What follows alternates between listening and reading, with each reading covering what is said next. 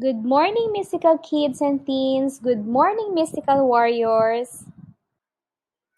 By the way, this is Tita Ivy. Today we're going to discuss a new topic. Are you ready, guys? But first, I want to know, how are you feeling today?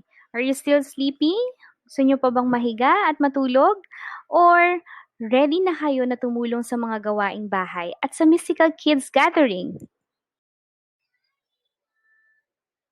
Our topic for today is overcoming the sin of sloth through diligence from God. Do you know what kind of animals is this? Let me hear your answers. Come on. This is a sloth animal. They are noted for their slowness of movement or yung mabagal ang paggalaw. They also spend most of their lives hanging upside down in the trees. Sloths were named sloths because they look lazy. But sloths aren't really lazy. Hindi talaga sila mga tamad. God made sloths perfect. They do just what they are supposed to do. And God did not make us like sloths.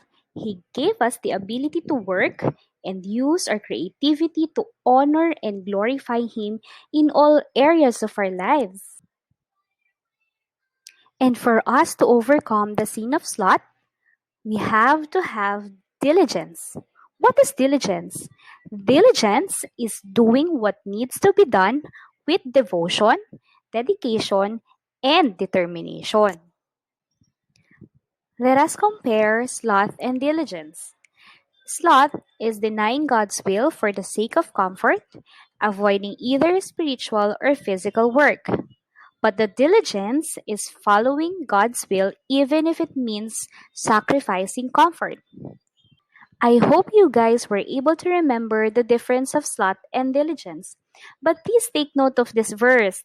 So let's not ourselves to get tired of doing good, because at the right time we will harvest a good crop if we don't quit or give up. Galatians 6:9. Thank you.